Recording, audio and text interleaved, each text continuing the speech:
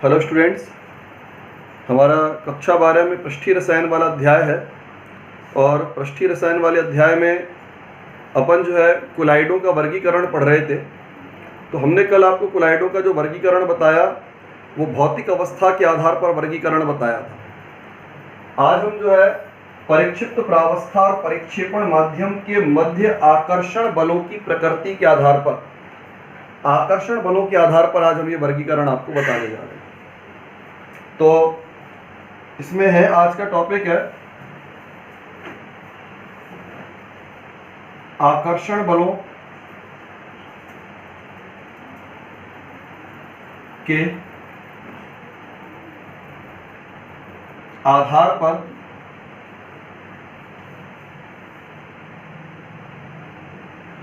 कोलाइडों का वर्गीकरण।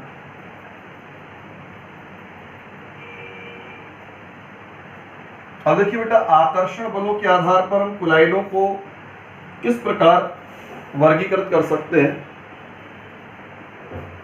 आकर्षण बलों के आधार पर कोलाइड आपके दो प्रकार के होते हैं। एक तो होते हैं बेटा द्रव स्नेही कोलाइड। एक कोलाइड होते हैं आपके द्रव स्नेही कोलाइड, और दूसरे कोलाइड होते हैं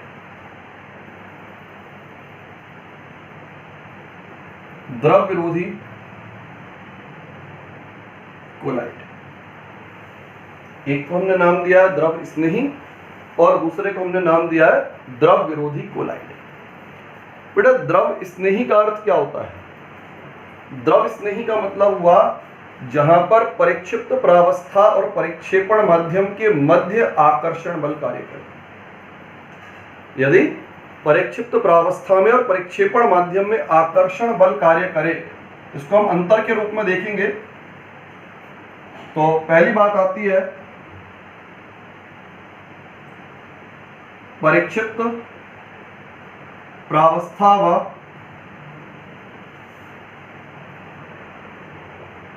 परिक्षेपण माध्यम में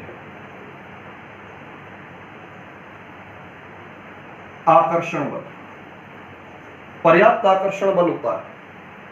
और द्रव विरोधी का मतलब आकर्षण बहुत कम या फिर कौन सा बल लगेगा?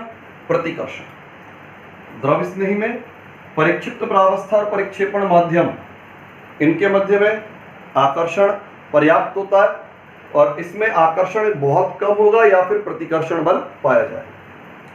अब बेटा दूसरी बात आती है, जब इनमें पर्याप्त आकर्षण बल कार्य करेगा, तो पर्याप्त आकर्षण बल होने का मतलब है कि इन्हें बनाने के लिए हमें किसी विशेष प्रयास की आवश्यकता नहीं होगी।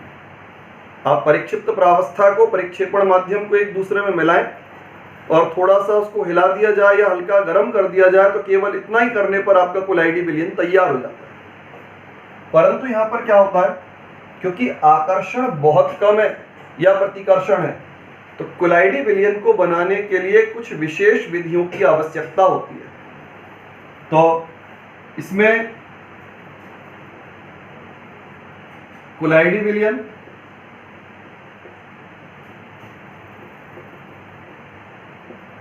सरलता पूर्वक बनता है, और इसमें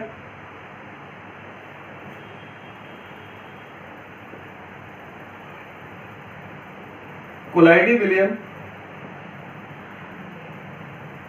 विशेष विधियों द्वारा ही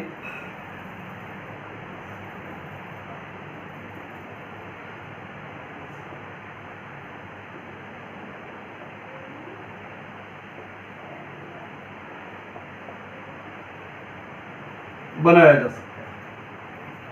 कोलाइडी विलयन आपका आसानी से बन जाएगा, और इसमें कोलाइडी विलयन को बनाने के लिए कुछ विशेष प्रकार की विधियों की आवश्यकता पड़ेगी। फिर बेटा, अब क्योंकि परिक्षिप्त प्रावस्था और परिक्षेपण माध्यम के मध्य में आकर्षण है, तो इस तरह की कोलाइडी विलयन जो है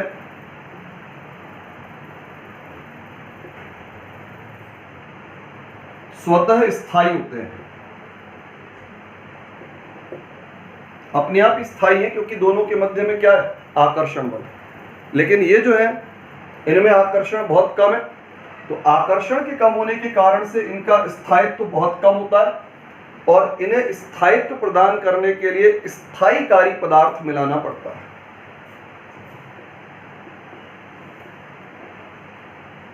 स्थायीकारी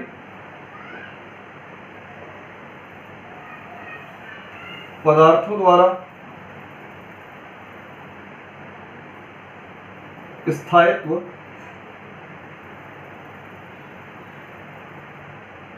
उत्पन्न होता है। जैसे एक एग्जाम्पल है, जैसे अपना दूध होता है, दूध एक कोलाइडी विलयन है, दूध में पानी के साथ वसा मिली होती है, तो वहां स्थायीकारी पदार्थ के रूप में आपका प्रोटीन होता है। प्राकृतिक रूप से दूध के अंदर प्रोटीन पाया जाता है जो वसा कणों को पानी के साथ मिला करके रखता है, यानी कोलाइडी विलयन को स्थायित्व देने का कार्य करता है। फिर बेटा ये आपके स्थायी है, तो अवक्षेपण अगर हमें कराना है, अवक्षेपण या स्कंदन, अवक्षेपण या स्कंदन का मतलब है कोलाइडी अवस्था को नष्ट करना। तो हम अवक्षेपण या स्कंदन के लिए अधिक विद्युत अपघट्य मिलाना होता है। अगर हम अवक्षेपण या स्कंदन चाहते हैं तो हमें विद्युत अपघट्य की अधिक मात्रा मिलानी होगी, और इसमें अवक्षेपण या स्कंदन के लिए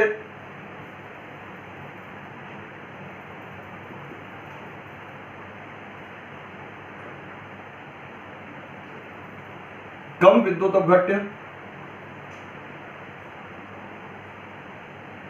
पर्याप्त होता है। क्योंकि ये कोलाइडी विलयन पहले से ही स्थायी है, तो इनके स्थायित्व को नष्ट करने के लिए हमें अधिक मात्रा में विद्युत अपघट्य मिलाना पड़ेगा। कणों के आवेश के उदासीनीकरण के लिए हमें अधिक विद्युत अपघट्य की आवश्यकता होगी। लेकिन ये कोलाइडी विलयन पहले से ही अस्थायी है, तो अस्थायी होने के कारण से हमें इसमें थोड़े विद्युत अपघट्य को मिलाने की आवश्यकता होती है। थोड़ा विद्युत अपघट्य मिला करके ही हम इसकी कोलाइडी अवस्था को नष्ट कर सकते हैं। फिर बेटा ये आपके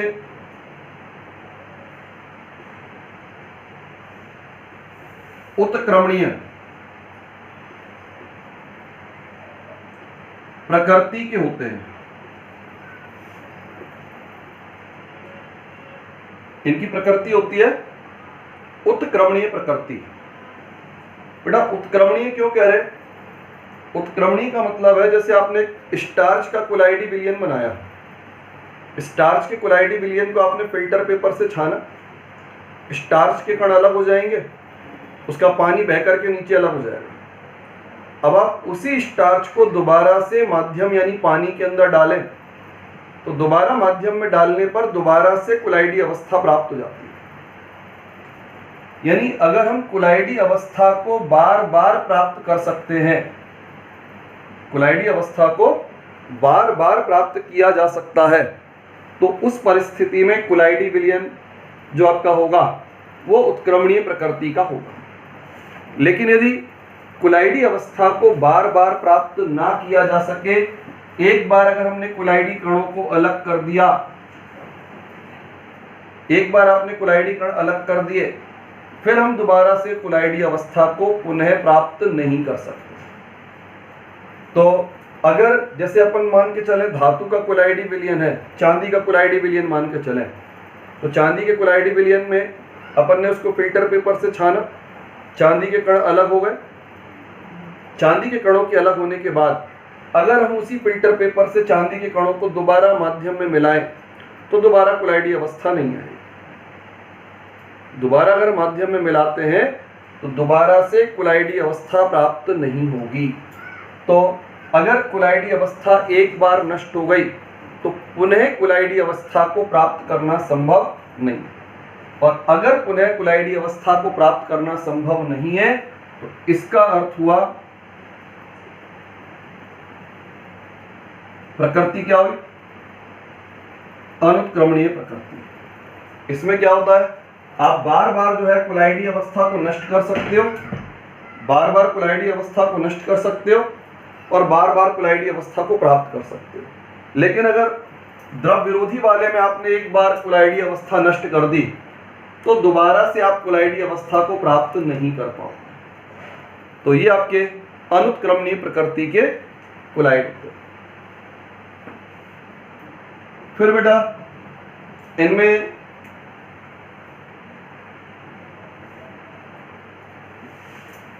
बृहद आणविक कुलाइड,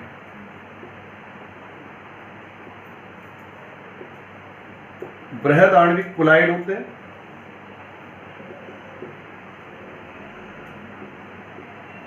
बेटा बृहद आणविक मतलब अकेला अणु,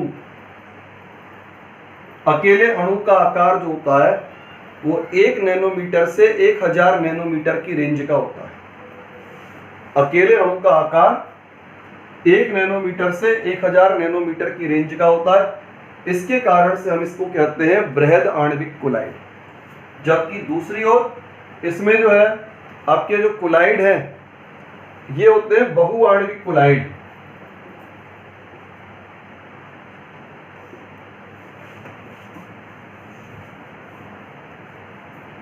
बहुआण्विक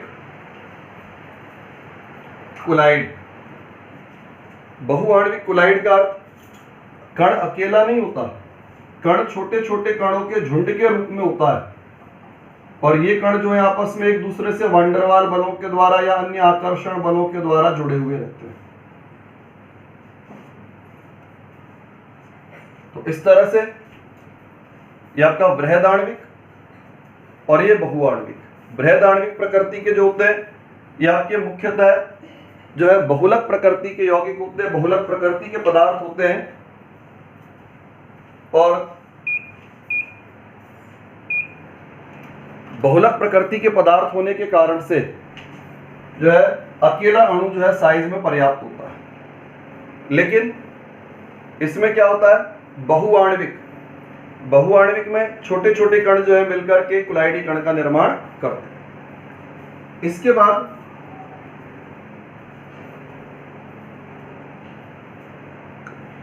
अधिक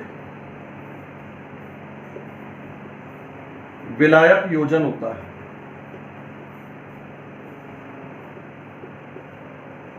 इनका विलायक योजन अधिक होता है। बेटा विलायक योजित होने का मतलब होता है कुलाइडी कण चारों ओर से विलायक अणुओं के द्वारा यानी माध्यम के अणुओं के द्वारा घिरा हुआ रहेगा।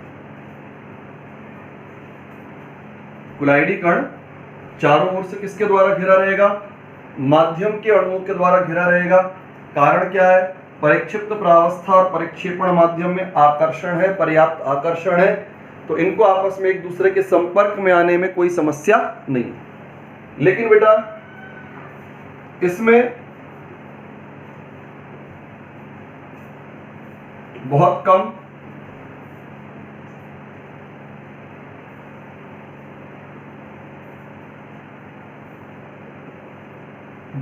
विलायक योजन होता है। अब बहुत कम विलायक योजन का कारण क्या है, बहुत कम विलायक योजन का कारण होता है इसमें कुलाइडी कण जो है उस कुलाइडी कण के चारों तरफ एक परत होती है। किसकी परत होती है, स्थायीकारी पदार्थ की परत। तो स्थायीकारी पदार्थ जो है माध्यम के कणों को कुलाइडी कण के सीधे संपर्क में आने से रोक देता है। तो यहां प्रतिकर्षण होता है, तो प्रतिकर्षण को कम करने के लिए क्या करना पड़ता है, स्थायीकारी पदार्थ मिलाते हैं। तो वो स्थायीकारी पदार्थ कुलाइडी कणों के चारों तरफ एक परत बना लेता है और उस परत के कारण से कुलाइडी कण का माध्यम के साथ प्रतिकर्षण कम होता है। तो तभी तो विलयन को स्थायित्व प्राप्त हो सकता है। तो ऐसी अवस्था में माध्यम के कण और कुलाइडी कण डायरेक्ट बहुत कम संपर्क में आएंगे। तो डायरेक्ट संपर्क में नहीं आएंगे मतलब विलायक योजन इनका बहुत कम होता है। फिर बेटा स्पष्ट टिंडल प्रभाव नहीं होता और इसमें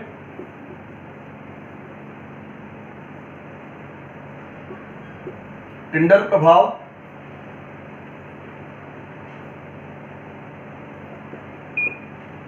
स्पष्ट होता है। यहां पर टिंडल प्रभाव स्पष्ट नहीं है और यहां पर टिंडल प्रभाव कैसा है? स्पष्ट। टिंडल प्रभाव का अर्थ क्या है? टिंडल प्रभाव का अर्थ होता है, आपने इसको देखा भी होगा अपने घरों में कि रोशनदान से धूप जब अंदर आती है तो आपको पीले कलर की एक लाइन बनी हुई दिखाई देती है। जब रोशनदान से धूप अंदर आती है तो आपको पीली सी एक लाइन बनी हुई दिखाई देती है। तो इस घटना को हम नाम देते हैं टिंडल प्रभाव। यानी जब हम प्रकाश को कोलाइडी विलयन में से गुजारते हैं, हवा एक कोलाइडी विलयन की तरह होती है, तो जब प्रकाश को कोलाइडी विलयन में से गुजारा जाता है तो प्रकाश का पथ एक चमकीली रेखा के रूप में दिखता है। प्रकाश का पथ एक चमकीली रेखा के रूप में दिखाई देता है और ये जो घटना होती है, इस घटना को हम नाम देते हैं टिंडल प्रभाव। तो द्रव स्नेही कोलाइड जो होते हैं इनमें टिंडल प्रभाव होगा लेकिन बहुत कम स्पष्ट होगा, जबकि द्रव विरोधी जो होते हैं इनमें टिंडल प्रभाव होता है और क्लियर आपको दिखाई देता है, स्पष्ट रूप से आपको जो है दिखाई देता है। फिर बेटा इसमें आपके जो पृष्ठ तनाव की बात आती है तो आपके जो द्रव स्नेही कोलाइड होते हैं इनका पृष्ठ तनाव अधिक होता है। पृष्ठ तनाव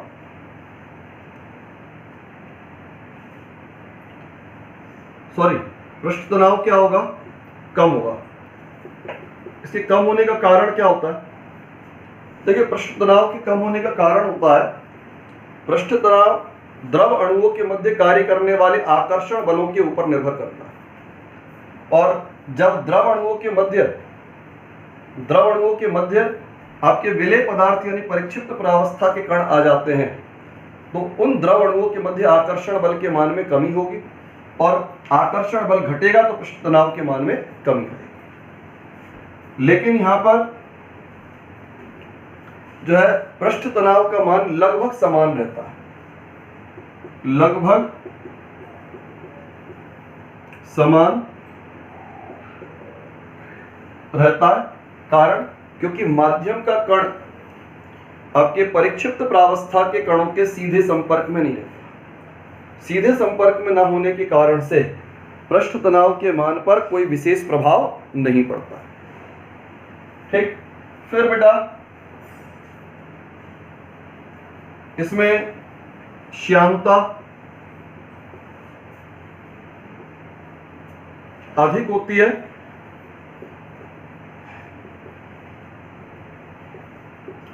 है और यहां पर जो श्यानता का मान होता है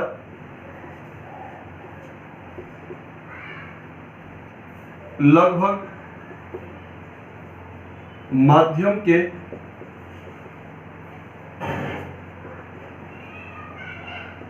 समान रहती है।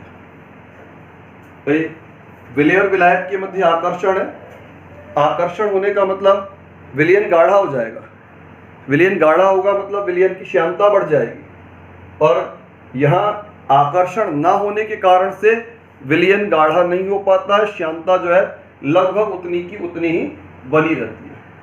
तो इस तरह से यहाँ पर जो आपके द्रव स्नेही कोलाइड होते हैं इनकी श्यानता कुछ अधिक होगी और द्रव विरोधी की श्यानता जो है लगभग समान बनी रहती है।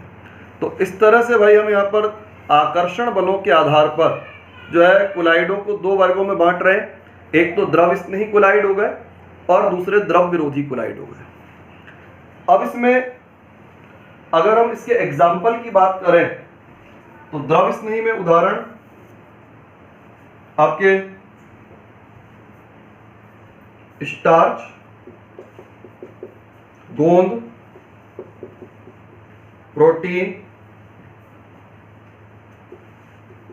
आदि के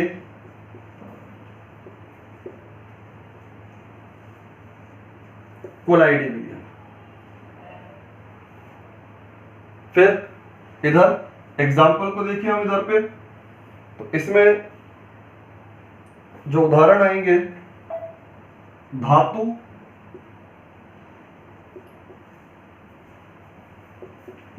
ऑक्साइड, धातु सल्फाइड,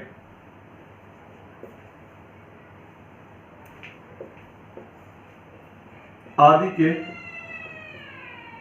विलयन। तो इस तरह से हम द्रव स्नेही और द्रव विरोधी कोलाइडों को वर्गीकृत कर सकते हैं।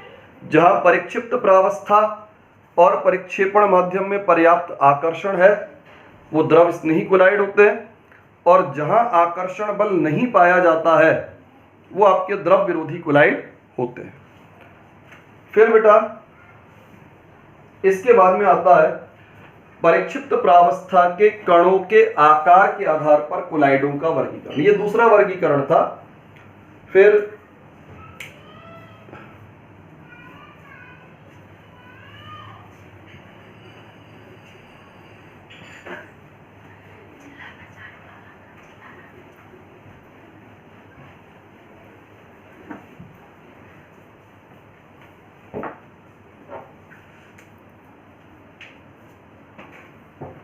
कणों के, ये तीसरा प्रकार है वर्गीकरण का,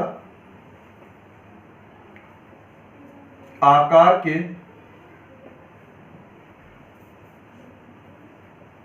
आधार पर वर्गीकरण।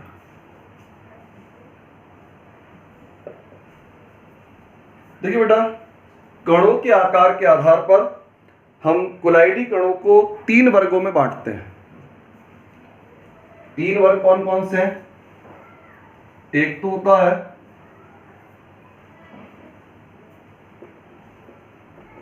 बृहदाण्विक कोलाइड,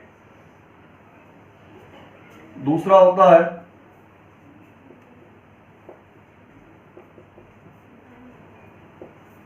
बहुआण्विक कोलाइड, और तीसरा होता है संगुणित कोलाइड या सहचारी कोलाइड या मिश्रण। तो इनका अध्ययन जो है हम अगले वीडियो में करेंगे। तो आज का अपन वीडियो जो है समाप्त करते हैं।